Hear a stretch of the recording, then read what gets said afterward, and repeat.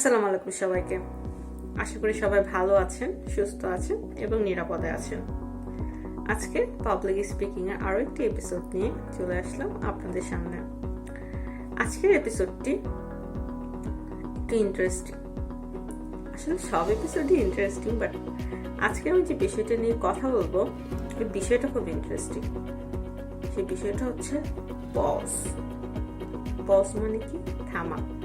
এখন public speaking এর মধ্যে পজ বা পাবলিক স্পিকিং এর মধ্যে থামা জিনিসটা কি, চলো সেটাই জানা যায়। তো পাবলিক স্পিকিং এর আমার ভিডিওগুলো দেখে আশা করি আপনারা উপকার পাচ্ছেন এবং আমাকে মোটামুটি ভালো ফিডব্যাক দিচ্ছেন।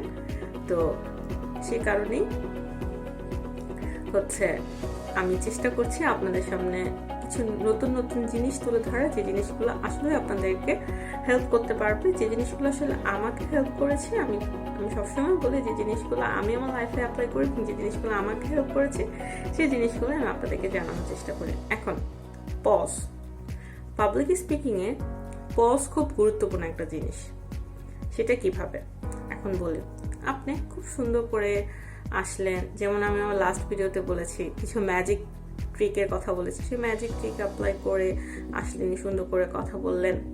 এখন আপনি যদি টানা কথা বলতে থাকেন মানে কোনো স্টপ নেই, কিচ্ছু নাই, আপনি 10 মিনিট 15 মিনিট টানা কথা বলতেছেন, মাঝখানে আপনি কোনো কোশ্চেন করতেছেন না, একটু হাসি মজা করতেছেন না, তখন কিন্তু জিনিসটা অনেক বোর হয়ে যায় এবং জিনিসটা কিন্তু আপনার উপরও কিছুটা বার্ডেন হয়ে যায়। মানে আপনিও হচ্ছে টানা কথা বলতে বলতে কিন্তু আপনিও হঠাৎ করে দেখা যাবে যে থেমে গেছেন, বলতে পারতেছেন না, জিনিসটা কিন্তু খুব প্রবলেম হয়ে যায়।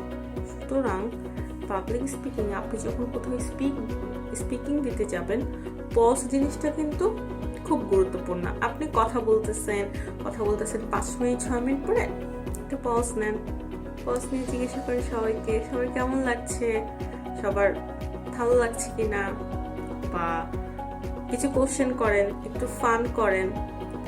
এছাড়াও আপনি টানা কথা বলবেন না, যে টানা কথা বলতে ডিবেট করার সময় যেভাবে কথা বলা, একদম কথা বলতেই থাকে, এটা না পাবলিক স্পিকিং এ খুব একটা ভালো লাগে না। কারণ আপনি যখন একটা মানুষের সামনে কথা বলছেন, আপনি কিছু ইনফরমেশন ডেলিভার করছেন, তো সেই ইনফরমেশনগুলো নেওয়ার জন্য তো কিছুটা সময় দিতে হবে। আপনি যদি টানা বলেই যান তো ইনফরমেশনগুলো তো সে নিতে পারবেন। ইনফরমেশন নেওয়ার জন্য কিন্তু কিছুটা সময়ের দরকার হয়।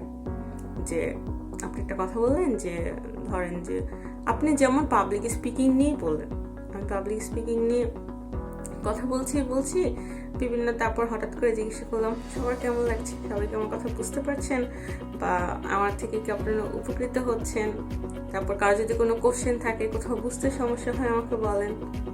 এভাবে এরকম করেন, তখন দেখা যাবে যে হ্যাঁ, কারো যদি কোনো কোশ্চেন থাকে আপনি তখন অ্যান্সার করলেন, বা আপনি নিজে একটু থেমে নিজেই কিন্তু একটু রেস্ট দেওয়া লাগে। আপনি টানা কথা বলতে থাকলে কিন্তু হঠাৎ করে দেখবেন যে আপনার সেটা ফুটে উঠতেছে, যে আপনার খুব নার্ভাস হয়ে যাচ্ছেন, বা কথা বলতে বলতে আপনার নিঃশ্বাস নিতেও মাঝে একটু প্রবলেম হয়।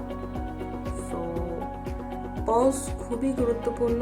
আর জিনিস একটা স্পিকিং এর মধ্যে আপনি যদি একটু পজ নিয়ে সুন্দর করে কথা বলেন, জিনিসটা কিন্তু অনেক সুন্দর হয়ে যায় দেখতে।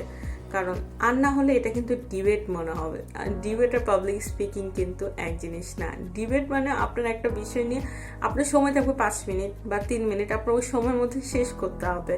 তো আপনি তো আর যখন একটা জায়গায় স্পিকার হিসেবে যাবেন 5 মিনিট বা 3 মিনিট বলবেন না, মিনিমাম তো 20 মিনিট 25 মিনিট বলবেন।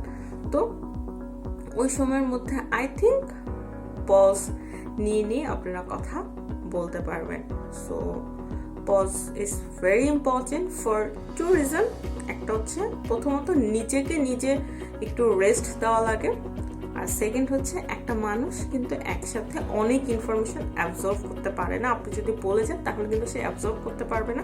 আপনি যদি একটু থেমে মাঝখানে করে আবার বেশি থামেন না, 1 মিনিট হাইস্ট 1.5 মিনিট 2 মিনিট এরকম সময় থেমে আপনি আবার স্টার্ট করেন, আবার করেন। থামা বলতে আপনি স্পিকিং বন্ধ করে বসে দাঁড়ায় যাবেন না, আপনি আপনার স্পিকিংটা থেমে একটু কোশ্চেন করেন, অথবা একটু কথা বলেন সবার সাথে, মানে যাতে ইন্টারঅ্যাক্টটা ভালোভাবে হয়। তো আজকের ভিডিওটা একটু পর্যন্তই। আজকের ভিডিওটা পজ নিয়েছিল কারণ আমার কাছে মনে হয়েছে এই জিনিসটা খুব বেশি ইম্পর্টেন্ট এবং এই জিনিসটা নিয়ে আলাদা একটা ভিডিও ডিজার্ভ করে। সো পাবলিক স্পিকার আমার ভিডিও দেখে দেখে তো ইনশাল্লাহ আপনারা ভালো কিছু শিখছেন। তো যখন যাবেন এই জিনিসটা মাথায় রাখবেন যে পজ ইজ ভেরি ইম্পর্টেন্ট। আল্লাহ হাফেজ।